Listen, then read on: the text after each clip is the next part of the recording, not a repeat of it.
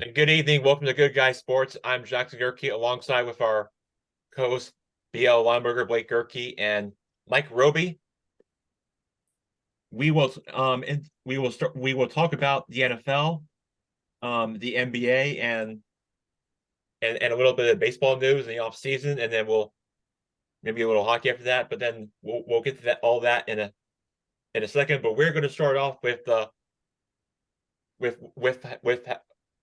what has shook out this past Sunday from the review of the college football rankings. Now, as we all know, Florida State has dropped out of the rankings and become the first Power Five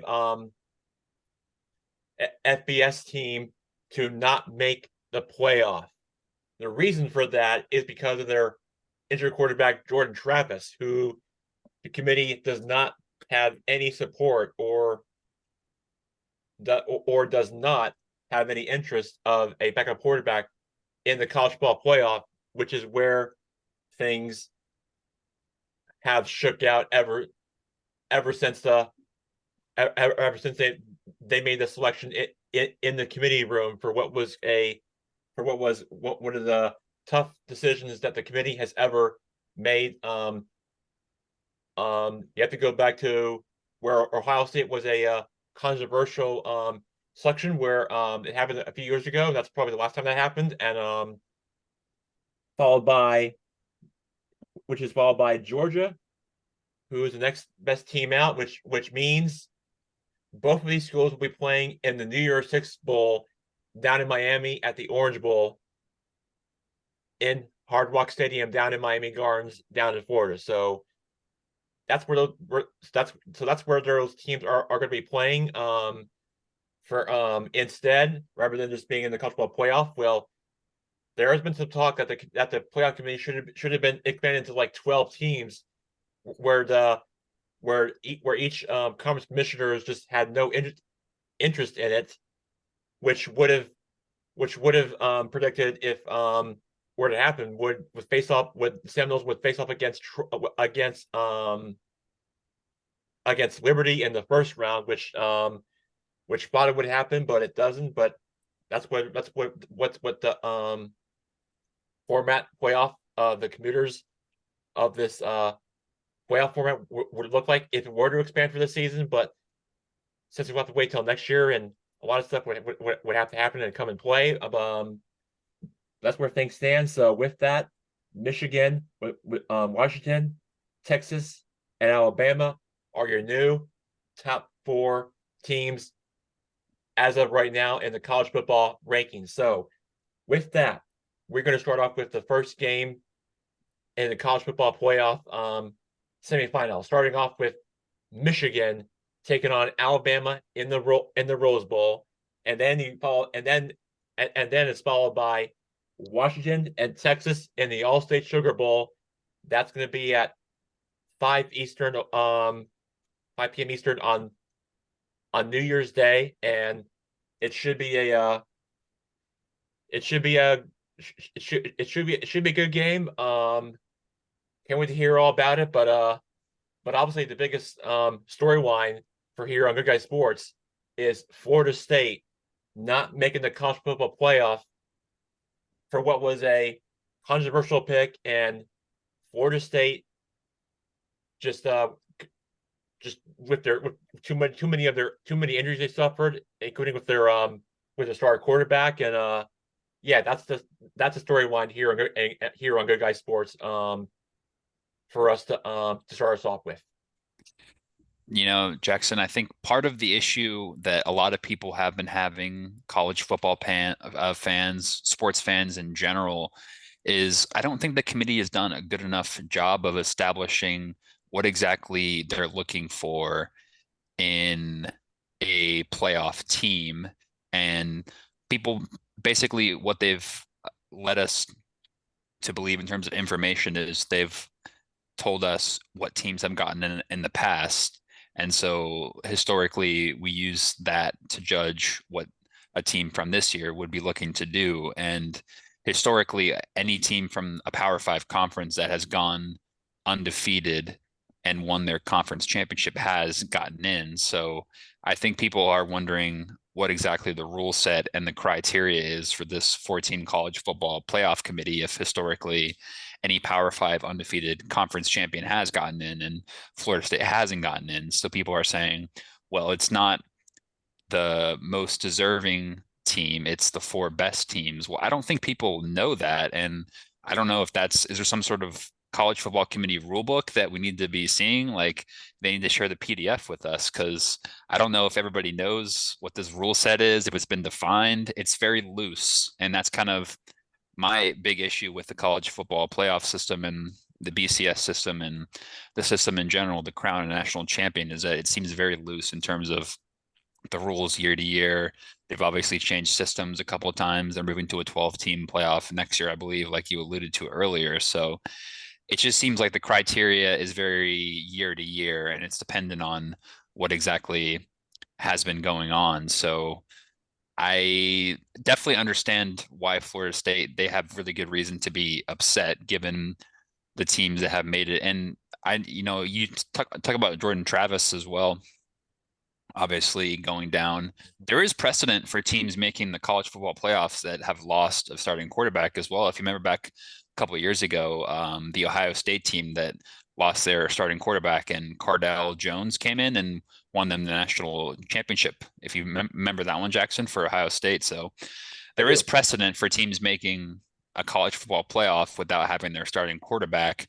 I think the reason Florida State was omitted was largely due to their performances the last 2 weekends against Florida and Louisville, respectively. Games they won, I will say. So I don't know if it's harsh to judge somebody not putting up a lot of points in games that you win, but listen, I can't sit here and say Florida State is a better team than Alabama because I don't believe that. I believe Alabama is a better team, but I think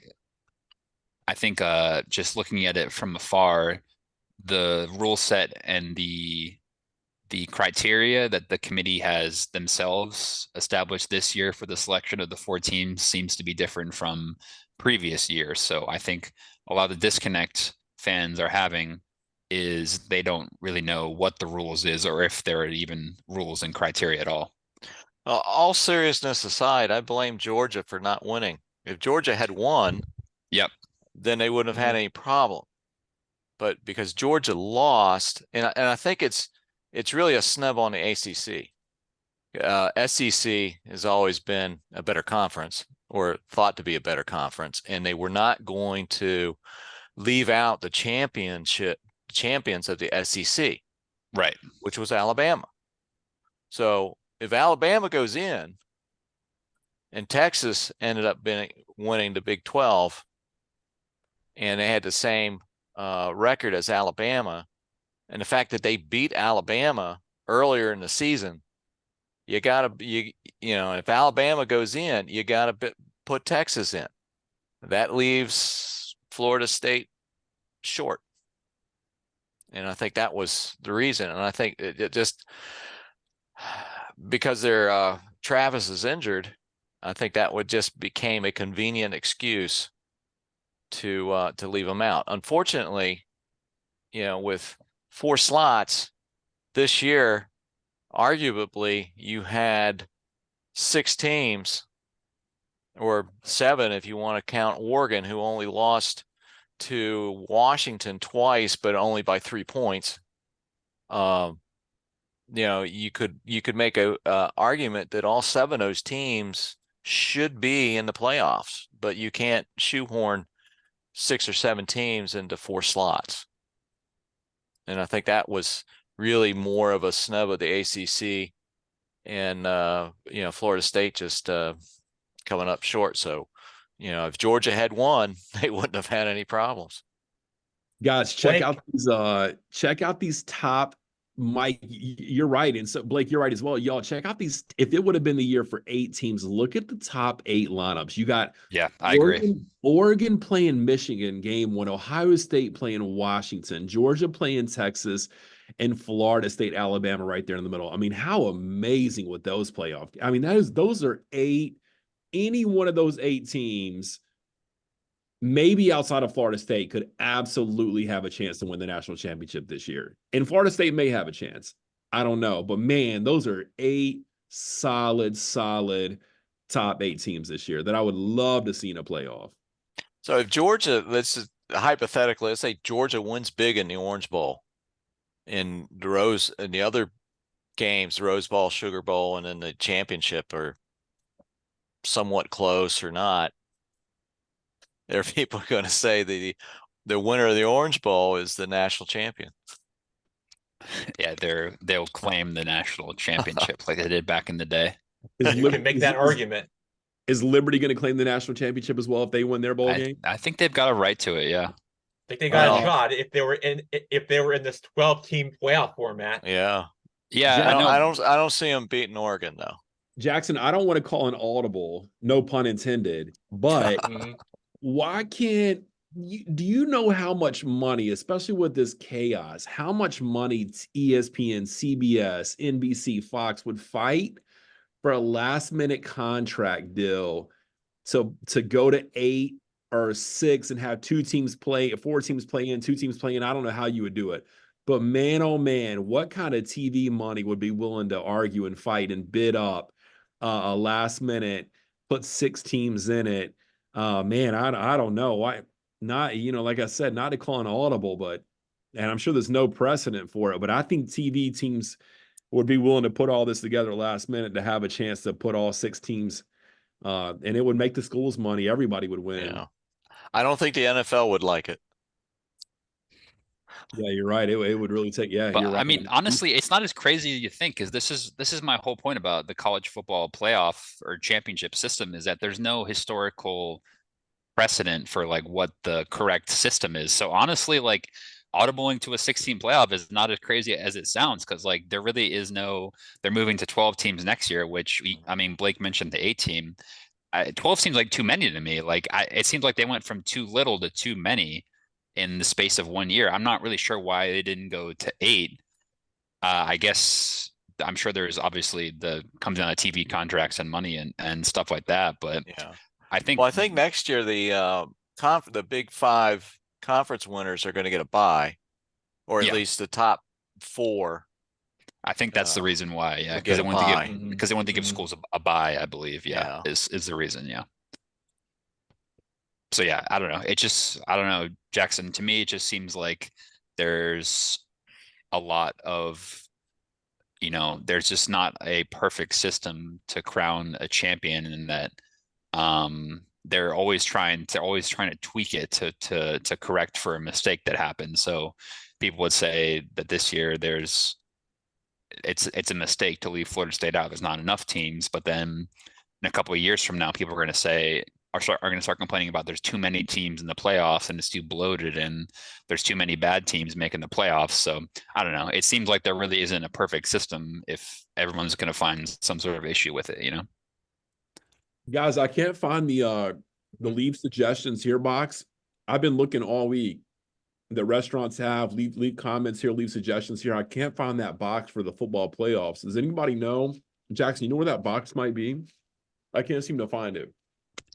The box? Really? It's probably in Tallahassee somewhere. Yeah. Is it on Twitter? I think it's on Twitter. It's been overflowing with negative comments. It's probably trending all over the social media platforms somewhere. Jackson, I don't know. I'm going to ask you straight up. Do you think Florida State should have been in this playoff?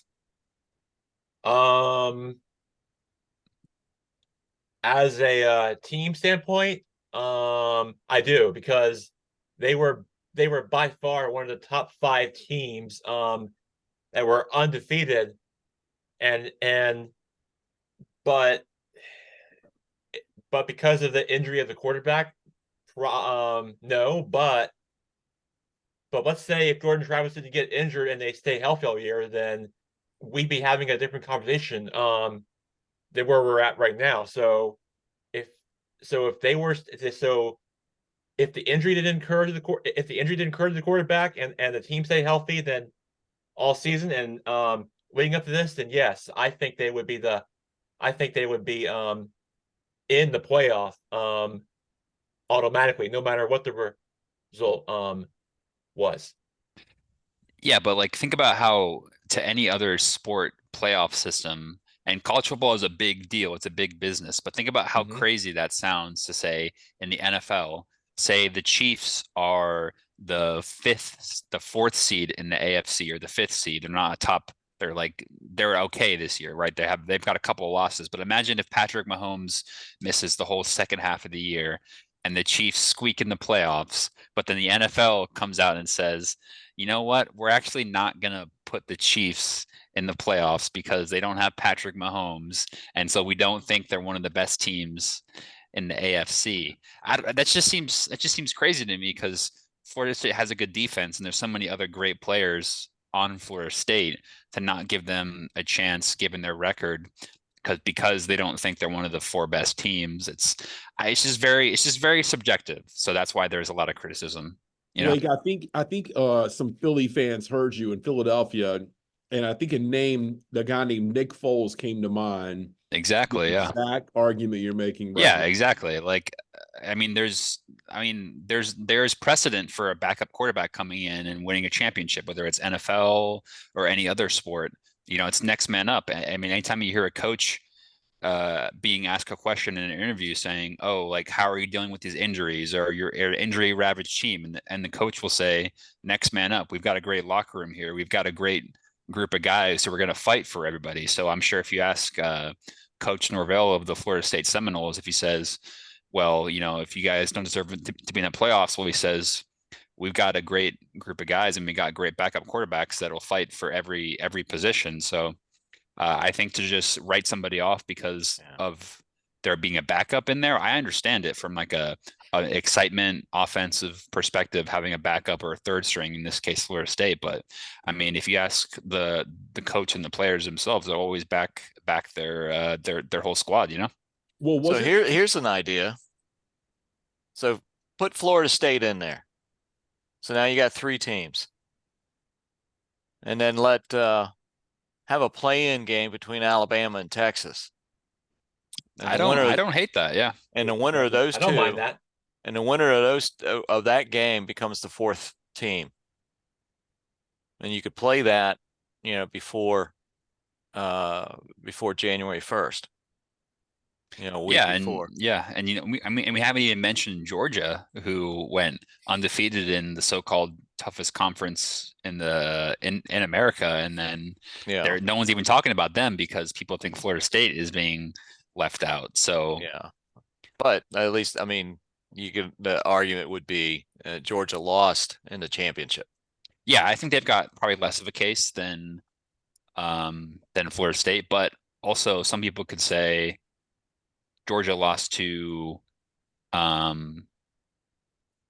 like going undefeated in the toughest conference in America versus having like one loss to a team who, granted, was there.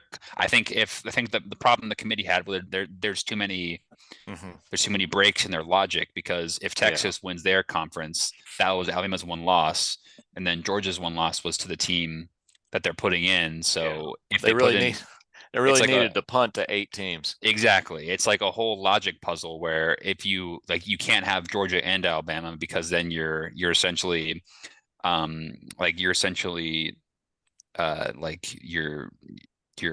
having 2 teams in that can't be, because you're essentially saying that both teams can't be in because of the losses and the wins. And so if you put the records up against each other, you're kind of getting into a mess.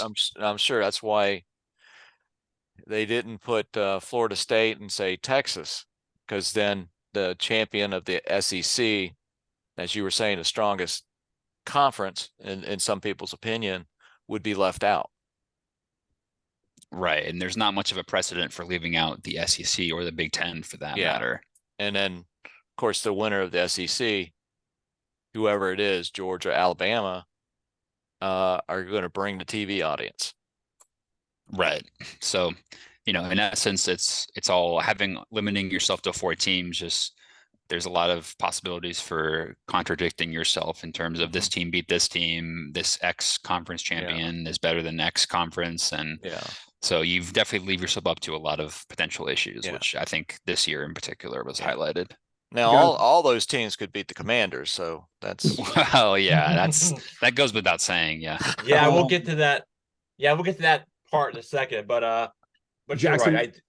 Jackson, let me ask you a question. There's a place, and Mike's being punny with punning. You know, I like all the puns we're rolling with. They don't go unnoticed. But Jackson, there's a city called Augusta, Georgia. I'm not sure if you've ever been there or familiar with it, but there's a city called Augusta, Georgia, and something that Oh, happened. I have. You know, But okay. so many times, yes. Okay, and something that happens there is a golf tournament called the Masters. Okay, Oh yeah, when I've you heard of win, it. when you win a green jacket, you have an unlimited invitation to come back and defend your green jacket the very next year in on years. When we go to 8 teams, after what happened to Georgia this year, I think it's fair to give the former national champion a chance to defend their title. And I think what some people are so upset about Georgia is not just the record and the field goal, but man, those guys won 2 back-to-back. They were going on a chance to defend their third, and they're not going to get there for 1 field goal. And it's more than it's just I love giving a team the chance to defend, bringing the WCW belt on their shoulder and saying they're getting a chance to defend their wrestling belt in football terms. You know what I'm saying? Maybe that's an option going forward in the future. And look, you go 500 throughout the year, you still get a chance to come back and defend your national championship belt. I don't know. We'll see. What do you think? I agree, and I think the fact that they're moving to an expanded playoff system next year and leaving out Georgia this year in the current 4-team system is particularly harsh for that. Like you said, they have a chance to create history, winning 3 titles in a row, and it's pretty obvious if we had an expanded playoff system that they're moving to next year, this year, Georgia would have had a chance to do 3 in a row. So from that historical perspective, it is very harsh leaving them out. so do you think that perhaps if they had Florida State in there, they were afraid there would end up being another Georgia TCU game like last year where Georgia Yes. just blew out TCU, Yes. and they didn't want to have another blowout with potentially Florida State being the loser. I know that's not going to be popular statement yeah. with By the Seminole way, fans. just want to point out that game. That game turned out to be a 65-7 final. In case you were in case you were wondering. Yeah. Yeah, Guys, and I'm gonna add one more curveball to this. I can send this to Jackson, but somebody made a post on Twitter that's really fascinating. I remember talking to somebody Friday night about Vegas doesn't like to lose money, and Vegas had the odds Florida's going to make it, pretty high. You wouldn't win. You had to bet a lot of money to win a little bit of money. And that's before the game played. Then the game played. They won. The odds are still the same. Even you had to bet even more money to win a little bit of money that they're going to get the Final Four. But this post is very fascinating. Something happened around midnight. Something happened around that very early hours, midnight into like 2 a.m., where Vegas's odds flipped the entire opposite way to where if you bet Florida State to make the playoffs before Sunday, that you would win a ton of money if they did make the playoffs. So somebody knew something got let out. Something very strange happened very, very late. In Vegas, Vegas doesn't like losing money. So there's a fascinating sequence of events that played out that night in terms of just following the odds in Vegas. I don't know if you guys saw anything about that. yeah, I mean, we don't want to get too conspiracy centric here on Good Guys Sports, but it's hard to ignore the outside interest to this college football playoffs in terms of having a heavy underdog betting favorite in a semifinal and having another potential blowout on your hands, like we saw, like mentioned previously in last year's national championship games. So it's hard to ignore the fact that Florida State would have been a heavy underdog against Michigan in the semifinals in that 1-4 matchup. And I mean, I think it's harsh to think there would be a repeat of Georgia versus TCU and Michigan, Florida State. I think Florida State has a pretty good defense, as we saw against Louisville in the ACC title game, but it's hard to not at least think a little bit of a factor in this decision to leave them out. And came down to a potential, oh, well, they might get one field goal or they might get two field goals. Obviously, their game against Louisville, the offense was definitely struggling to put up points. So you think, well, I think if you talk to a lot of experts, they would say Florida State would be like a multiple touchdown underdog betting line against Michigan. So I don't think it's crazy to think that that played a factor in the committee's decision in terms of not wanting to have a blowout in the semifinals. You can even go into the fact about the TV, the TV providers, ESPN. I mean, you can kind of connect the dots there for what you will, but it's hard to not dispute those outside factors, at least, playing a little bit into the head of the committee in terms of thinking, oh, well, we don't want to put this, this offense that can barely put together 5 yards, against this tough Michigan team. So yeah, Let I me think add this too is, guys, wasn't Florida State openly saying that their first backup, like not the backup that played in the game, but the other backup weren't they openly saying he was most likely going to come back and be the starter if they made the playoffs? The one that got the concussion? Yeah, I think his status was up in the air. Yeah, it wasn't a like a season-ending injury or anything like that. It was very much day to day as far as I understand it. Yeah. So that's a whole nother ballgame. It's not like you were going to see the quarterback that was in the game in Charlotte. It would have been their backup quarterback, who apparently is a lot more experienced and a little better than the one we saw. So that puts another wrinkle in all this. So anyway, yeah, it's just fascinating. I'll tell you what, Twitter was very exciting to go on, and to be fair, every single sports team's fan base did have legitimate arguments, and that was the hardest part. Everybody had stats, and there's no way the committee could have won in this. Yeah, Jackson, I think that's kind Yeah. of that's the hardest part, is that I think everybody had some sort of argument in terms of this conference, X conference, strength of schedule. But I guess ultimately we'll have to take the 4 teams that we have and see what kind of matchups we get, right?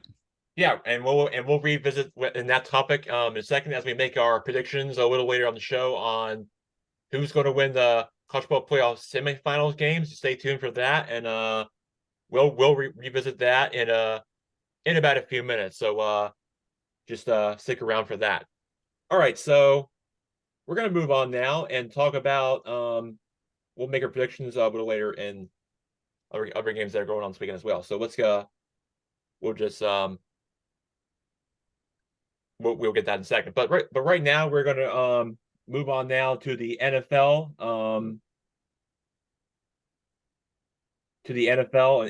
in week 14. We're going to start us off with the first game of tonight. This one is going to be a low scoring. You got 2 teams coming off a loss. Then you start us off. You got a Patriots team that's 2-10. That nobody even saw this coming. I'll be one of the people the first to say that Patriots are 2-10. Even in the days of Bill Belichick and Tom Brady, well, they're they can't play forever. So that's just where things off. Going on the road, taking on the 7-5 Steelers, which I'm sure we all heard that Kenny Pickett went down on the injury last week, and watching the highlights of that game, and this is very unusual for the sport, but especially during this time of year. But it had a withered away a couple of times, and because there was rainstorms in the area, and that's just something that you don't see very often during this time of year, especially in the month of December. Well, they delayed it a couple of times, and then the Steelers just only scored a touchdown in that game, and then and then and then and then they lost the game 13-10 in what was a low scoring affair, and that is how things turned out. And believe it or not, the Patriots game just well, I'm just a bit surprised because the Patriots lost their last game at home 6-0 to the Chargers, and yeah, the last team that did it was the last team that now you have to go back. The last team that did it, you have to go back to the 1933 Chicago Cardinals. That was the last time a team scored 6-0 in a game. So something's got to give, but something tells me this is going to be a low scoring game, favorable to the Steelers, but this is going to be just a struggle, low scoring football game from what I'm hearing. But let me start off with you, Blake. What are your thoughts on this matchup? And I mean, let me say it. Mitchell Trubisky is going to be their starting quarterback, and the Steelers, not the same without Kenny Pickett, but they're still favored. But would it be a low scoring game? But Blake, your thoughts? Blake, your thoughts on this matchup for the Steelers in this game?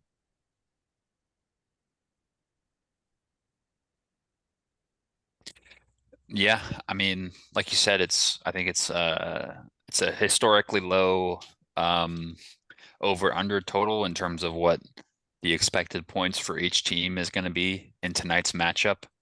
The Patriots sitting at 2-10 is a historically unprecedented position for them historically, given the recent track record of their team. It's been a flat out disaster this year up in New England. You know, let's not sugarcoat it. It's been a pretty terrible season for the Patriots. So I think right now they're thinking about getting the highest possible draft pick. They're not really thinking about what they can do on the field. They're just thinking about who they're going to have playing quarterback next year, or who's going to be their coach next year, or who's going to be around and who's not going to be. So definitely plays in the Steelers' advantage. But like you said, they haven't exactly been moving around, moving the ball around like the greatest show on turf as well, have they? No. Trubisky's is in the pocket tonight. You said, right, Jack? That's right. Going to be their starting quarterback after Kenny Pickett has been suffered an injury. He's going to be out multiple weeks, and that's what we can report on from the latest from what we got from Pickett. So you feel bad for him, but at least you move on for what Mitch Trubisky brings for what this offense brings you for what this team has for tonight's game on what they can expect for the points that they can score entering in this game. Yeah, and I mean, look, there's a reason Mitchell Trubisky is a backup quarterback. You know, he's not exactly Joe Montana, is he? So No. I wouldn't expect many points to be put up tonight. Which is why the over under is such a low for this matchup. I think Jeff Bezos at Amazon is quite upset with the matchup he has tonight, given the offensive prowess of these two teams. But yeah, I mean, I guess you got to lean towards Pittsburgh, given the home field advantage and the poor record of New England this year. But I can't say it's going to be a classic. You know, I'd be surprised if this game ends up being an exciting one. I think we've got two teams that struggle to move the ball, and I think that will continue tonight. I think this is going to be a must win for the Steelers.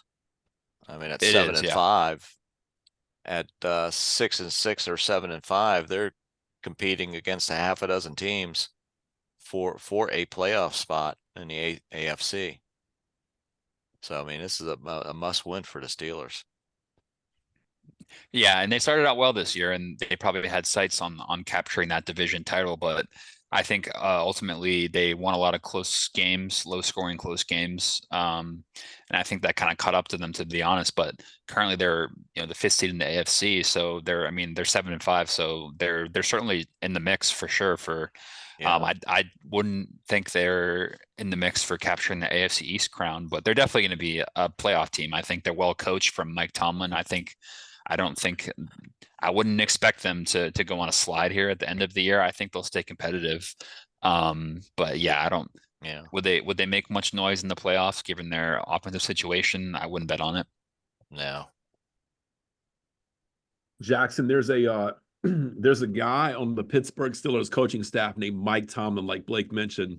He likes big chains, has a cross on it. And that guy, let me give you a fun fact, has not had a losing season. I believe it's been like 15 years. Okay. So the Steelers, like Mike said too, they need a playoff run.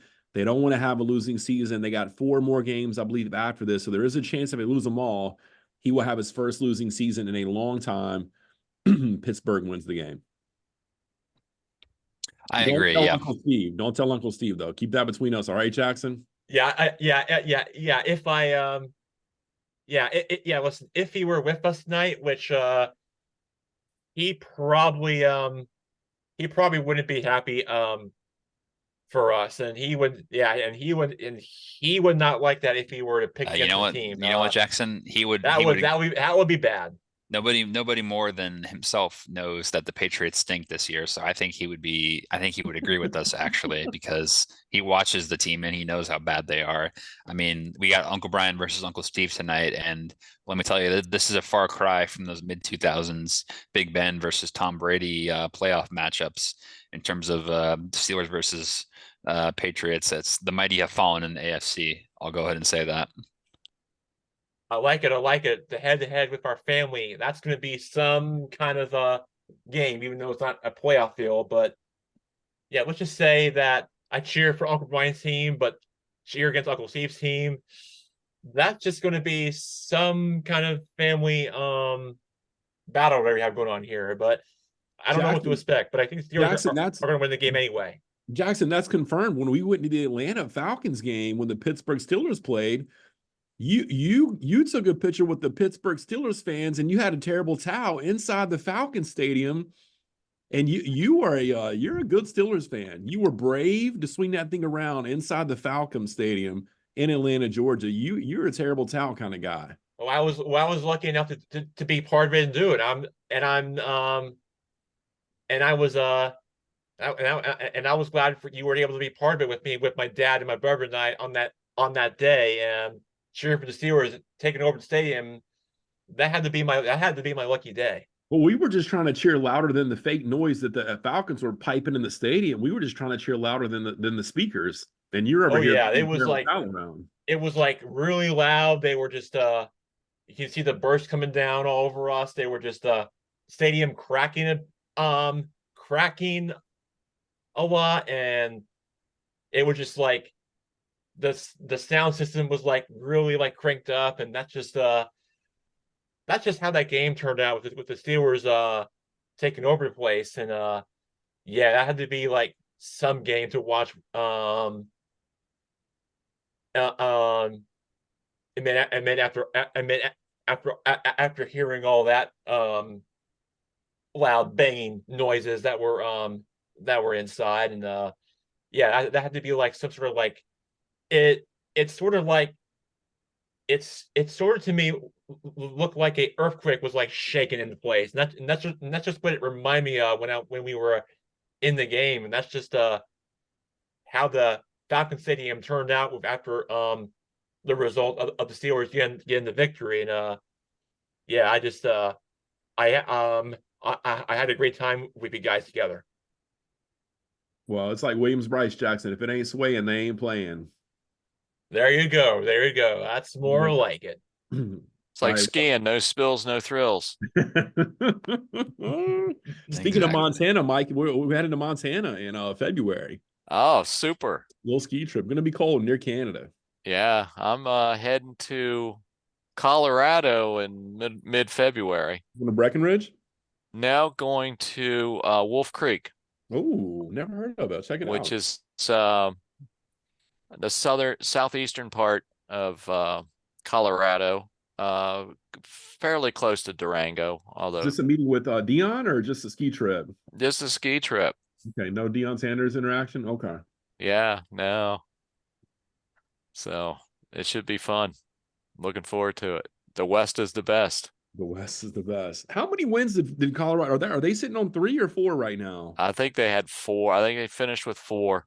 They did get another one. Okay, wow. Yeah. But No bowl game for Coach Prime this year. no bowl game for Buffalo. They got Buffaloed out of the bowl games. Although maybe since he's the sports person of the year, they'll make a sports person of the year bowl and invite Colorado maybe. Yeah. Well, he's probably looking at the transfer pool right now. Is he looking at it? I'll tell you, he's gonna be he's gonna have the highest recruiting class with a losing record. I mean, the guy could have the number 1 or 2 or 3 recruiting class in the nation with a losing record. It's gonna be incredible to see what he comes up with. Yeah. Well, I hope his son recovers. What happened to his kid to get hurt? Yeah. Shador, Yeah. the quarterback? The quarterback, yeah. In the last game? I think it was before the last game.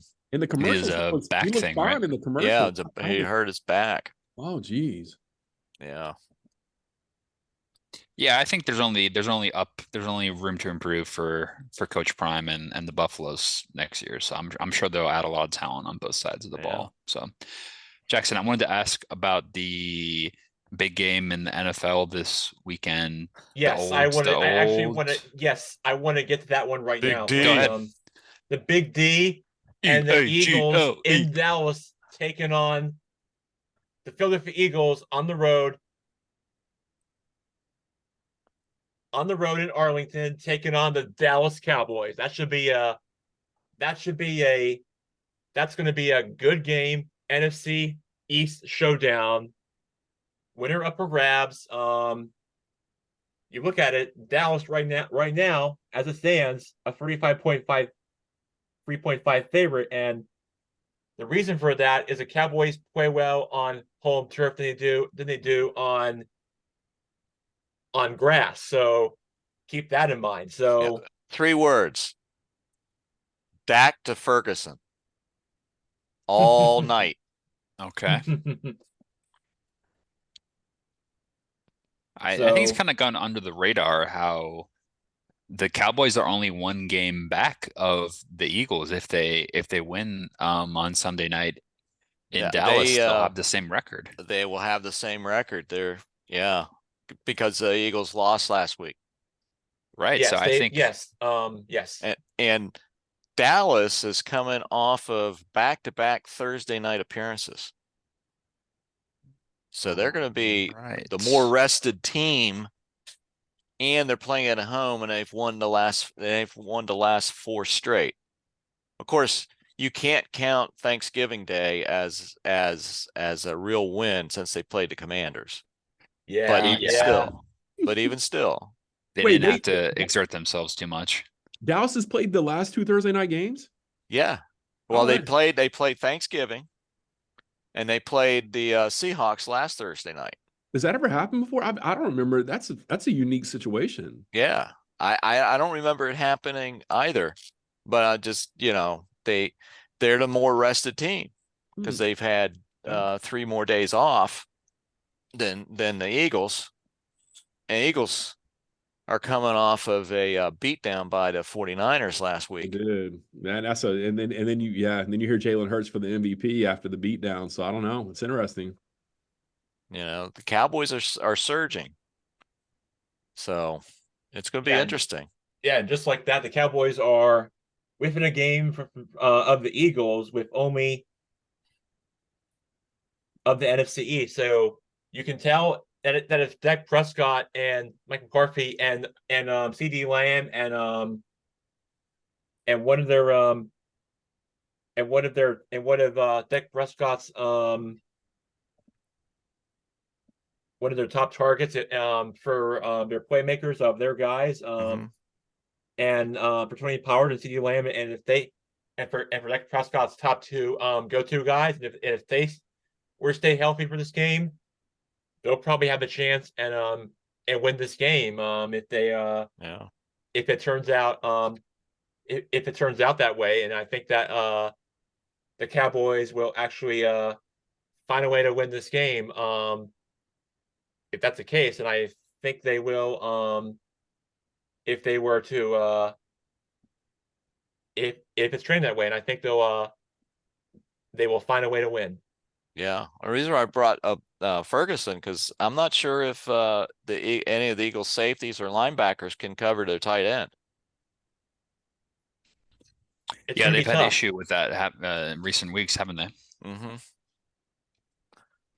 You know, he's going to try to hit the deep guys, but he's always going to have you know, a second or third target in Ferguson, and he's going to be good for, you know, 5-6 yards. Yeah, yeah. And I think right now Dallas is favored by three and a half, I think, at home. Yeah. So I think Yep. that kind of shows the momentum is actually slightly going towards Dallas as well. Also, Dallas 6-0 at home as well. Just a little fact to although the Eagles are only 5-1 away from home as well. So it certainly should be a close game. Come down to certainly a one possession. Yeah, I don't know. I'm kind of leaning towards Dallas in this one. It's just hard to ignore the momentum, like Yeah. the Eagles are banged up. They're coming off a couple of tough games. Dallas is at home. Yeah, I don't know. It's tough to overlook that. Mm-hmm. Yeah, I think it's I think Dallas will win this game. Like you guys said, I agree. I have them win this game too, but but it's going to be a close one, like you guys said. Depending on how the Eagles on one of their on one of Jalen's playmakers are how it's going to turn out for this game, and how it's going to go back and forth, or depending on which team's defenses are going to go. I think it'll be a close game. Like I said, but I think Dallas will have the edge in this game, and they will win this game. So I'll just leave it at that. So as I so as we so as we take a look and update you on the NFL standings right now, the Eagles, 49ers, the Lions, and the Cowboys are your top four teams as of right now in the NFC. Over in the AFC, we have the Dolphins, Ravens, Chiefs, Jaguars, Steelers are all in the top of the AFC. That's where things stand as of right now in the NFL. It could change between now and in the playoffs. I mean, it's the NFL. Anything could happen. Just stay tuned until mid-January when the playoffs begin, and next that's where things can get really that's what NFL unfold. stands for. Not for long. Not that's right. The not for long league should have lots to in store for us mid-January and the start of playoffs. So I do like what you just I do like what we just said there, Mike. It just it just gives me to learn something new every day. I like that. So Jackson, can we talk about the Heisman a little bit yeah, we got about a this few minutes weekend? left to talk about some. Yeah. Yes. So let's preview the Heisman right now. So first up, we have Jaden Daniels out of LSU, Penix Jr. from Washington, Bo Nix from Oregon, and Marvin Harris and Jalen Milroe from Alabama, the long shots, along with Marvin Harrison Jr. out of Ohio State. So I mean, we're not gonna now we're not gonna now we're not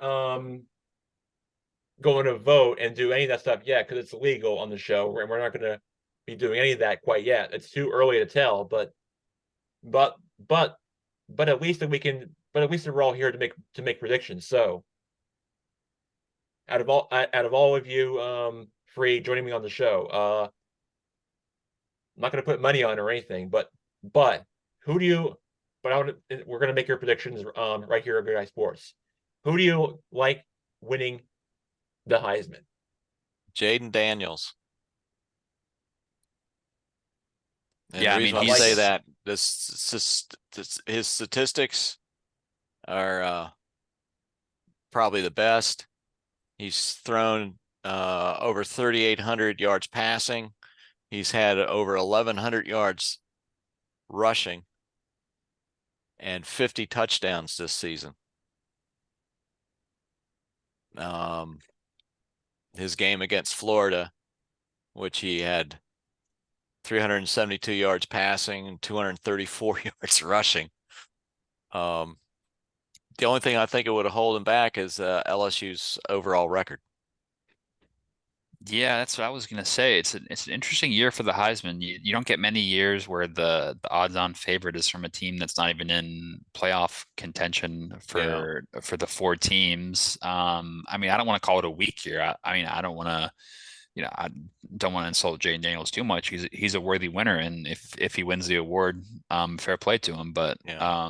it's certainly not a classic Heisman race. Yeah. I'm It, a little surprised Penix isn't getting more of a shot though. He's been yeah. solid this year. I think if Daniels doesn't win it, I think Penix will win it because of Washington's record. Plus, I mean, Penix threw 4,218 yards passing. Leads the nation in total yards passing per game. Interesting is all three of those quarterbacks are transfers. Yeah, that's just kind of the modern way of Yeah. college football is a lot of the older guys who leave from a different school. Yeah, it seems like they end up making the most traction. Yeah, I mean, I don't know. I mean, Michael Penix is on an undefeated Washington Yeah. team. Lots of tough opponents in the Yeah. Pac-12. Beat Oregon twice. Good wins against Mhm. USC, UCLA. Yeah, I don't know. I mean, I get the argument for Daniels having better stats, Mhm. maybe playing against better defenses, but I mean, personally, if I had a vote, I'd vote for Penix, but it looks like most voters are leaning towards Daniels. Yeah. Yeah. Either one either one is deserving. And I don't know if it's good or bad, but I mean, what happens recently in our lives is what we remember in Penix's game against Bo Nix. I mean, he was throwing some balls in some spots that were just unbelievable, and that defense. I think Oregon's got a good team, and the fact that Washington was able to beat them twice, I think it says a lot about them. And he just seems so calm and cool under pressure. It just seemed like he was out on a practice field somewhere. I think yeah, but you're both right. I mean, I don't know. It's cool to not know. I feel like every year we know who's going to get it at this point, and we just don't. I don't know if we know yet. Yeah, no, it's true. You look at it one way where you say it's a weak field compared to, like the classic years where you have like a Tebow or like a Bryce Young or something like that. But yeah, that's just kind of the modern way of college football. So or like a Joe Burrow team, for example, on an undefeated LSU who was a clear favorite. So yeah, I'm a little surprised Penix isn't the favorite. But maybe if Washington wins the national championship, perhaps the Heisman voters, if they don't give him the award, might have a little egg on their face when he's comes out the clear best player. But I guess we'll have to wait and see, won't we? So will the Panthers draft him? As well, I was going to mention actually, it's interesting how if you look at any of the list, there's a pretty notable absence in terms of Caleb Williams, who I think if you looked at a Heisman odd list before this season, he would be a clear favorite, but obviously USC kind of fell off a cliff later in the year, and so that really vaulted him out of the Heisman odds. But if you're talking about NFL draft odds for the number one pick, whether it's Patriots or Chicago, I guess, who owns the Panthers pick. So they would have a couple of high picks themselves. The two names that I'm hearing right now is Caleb Williams and Drake May from North Carolina as the two big ones. But I certainly think Michael Penix can play himself into contention for a high first round draft pick, though. I think a lot of scouts might end up falling in love with with him if he ends up having a good semifinal and final performance. Wait, Mike, are you saying that you think the Panthers might draft a quarterback after they just spent so much to go get Bryce Young? There's no way, right? I mean, I don't know. Nah, Yeah. they can't give up that quickly on Young. Yeah, I agree. Okay, just They- making sure. And just for and not to go up against you on the on the core comparison against you, but if you look at Bryce Young's numbers, they've been just kind of his numbers are kind of up and down, and nowhere even near level as CJ Stroud is as of right now on for the start of his playing career. I think that's as something to say from what the two quarterbacks have to really say about that. So that's where we are right now in the NFL. Jackson, I've got an idea. Mike Roby's Washington Commanders and my Carolina Panthers come together, and we are the Washington Panthers. We put both teams together, and surely we can be competitive with it. Both of our teams combined, right? Yeah, we'll end up 500. Probably. And a couple of things I want to get to. Yeah, the Commanders got blown out by the Dolphins because We can't stop a parked car. You were Because you right. stink. That's right. Because those fast Porsche Lamborghinis or Ferraris or those cars were just flying down, going driving on the road as fast as they can. That's how this Dolphins go out your Commanders. And I don't know if you saw this, Mike, but I'm sure, I've seen the highlights of this game, and the Dolphins were doing this on-field celebration of the roller coaster in front of FedEx Field and in front of their fans with Dolphins fans taking over FedEx half Field. the fans were Dolphin fans, that's for sure. Yeah, I know what the Commanders' problem is, though. What's they that? stink. They stink. Yeah, because that's a problem. It's a big problem. Because it's on one of the websites on ESPN, and they just and from what I'm hearing, they are probably going to be looking for a new coaching for a new coach, and want to find the best solutions for what Sam Howell has for this past season, and how he's not been that impressed, and then I think the new ownership group is just looking for just like some change and with their coaching staff, and just trying to what they're trying to do is trying to find what's the best what's really best for the team. And I think going forward, heading into the offseason, I think they'll try to get things addressed, and who knows, maybe they'll turn things around in the next year or so ahead. So the first thing they need to do is get an offensive line. Yeah, that's the most important thing. So I know we only got a couple minutes to go, Jackson. but I want to get. Yeah, go ahead. Yeah, I know you're going to say something, Mike, but I do want to real quick, even though we're short on time, that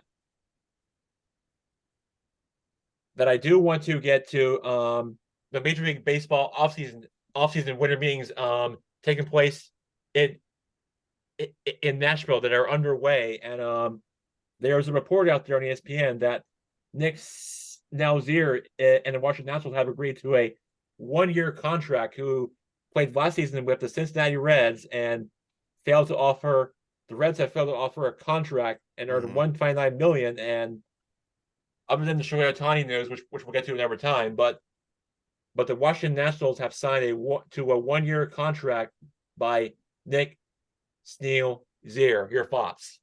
Well, the Reds did it because the Reds signed Jeimer Candelaria to a 4-year deal. And so he's going to be the new third baseman. So that's why the Reds jettisoned. I hope he works out. He really hadn't had a hot bat in a while. But when you're a low budget team like the Nationals, you pick what you can. So what do you make of the Soto deal then, Mike? Well, so here Soto's now been traded by two teams who didn't want to pay him the big bucks that he wanted to make. Is that a trend or is Well, that a it could be a fluke? trend. Is it a fluke? I mean, You look at the Nationals offered him. They backed up the Brinks truck and offered him over 300 million or something, and he turned that down. Padres, I don't think they ever settled anything. So Yankees are getting him for 1 year. so And then he's gonna be his a free contract agent. only has 1 more year. He only has 1 more year, then he's going to be a free agent, and he runs the risk of not getting the big bucks. Yeah, I think it's an interesting deal. Like you said, he's got 1 more year left, and he's obviously a talented player. Yeah. But I think maybe San Diego kind of realized they bit off more than they can chew in terms of taking on big contracts and making big swings. Yeah. So Well, they yeah. still have, San Diego still has some big bats in their lineup, and now they get 3 young pitching prospects. And what team doesn't want pitching prospects? So, as well as getting rid of a lot of their salary cap. So Yeah, I think it's a win-win for the Padres.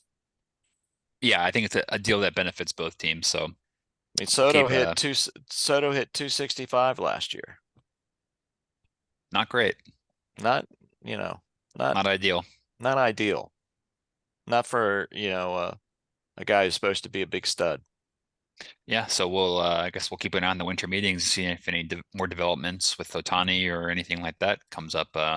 Yeah. Should be Yeah, interesting. stay tuned for the very latest, and I'm sure we'll know more next week or the next time or this time around on Good Guy Sports. We'll keep you updated for any free agency news that develops. Yeah. Real quick, guys, before we get ourselves out of here, who do you like in the Army-Navy game this Saturday? Navy. Yep, give me the midshipman. All right, Go Navy. real quick. Go All right. Navy. Go Army, beat Navy. Fair enough. Real quick, let's get our predictions for the college football playoff semifinal game. First one between Michigan and Alabama. That's going to be a tough, interesting one. I keep hearing these reports out there on Jackson, why don't we do outlets. that? We got an off week. Why don't we just do that on next week's show? Next week's show? Yeah, because we got a week off this weekend, right? So let's do the predictions next Thursday. Yes, because I want to have more time to see who's in, who's out, injuries, stuff like that. Oh, so yeah. Let's do that next week. Yeah, sure, that's fine. I'm sure we'll know more about that when we get more time to talk about that. But I just didn't know we were going to to squeeze it in and get it in right away before next week. I just didn't know it was possible. Yeah, we got to gather as much data as possible before the big games next weekend. Not this weekend, but the weekend after that. Right. Yeah, hopefully we'll know more by then. And then we could talk about next week Duke's new football coach. Which I'm hearing it's most likely going to be Manny Diaz. Yep. Out of defensive coordinator from Penn State. And then before that, he was. Don't get me started. And then before that, he was at Miami as a head coach, and that's how I get to know about him and what kind of career he has as a coach and a player. So I think we'll know more about that. Talk about it next week, Jack. Yes. We'll know more about that next week on Good Guy Sports, and we'll talk more about that for another time, like you said. But for now, we say good night. I'm Jackson Durkee, Good Guy Sports. Mike Roby, See you, line mover. See you, Blake. Blake Gerke, great seeing you. Mike Roby, you as well. Great to see you. BL Wildburger. We'll talk to you next time. And thanks for being with us on Good Guys Sports. I'm Dex Gerke. Good Guys Sports. Signing out. Good Thanks, night. everyone. Thank you. See you guys. Bye-bye. Bye. Bye.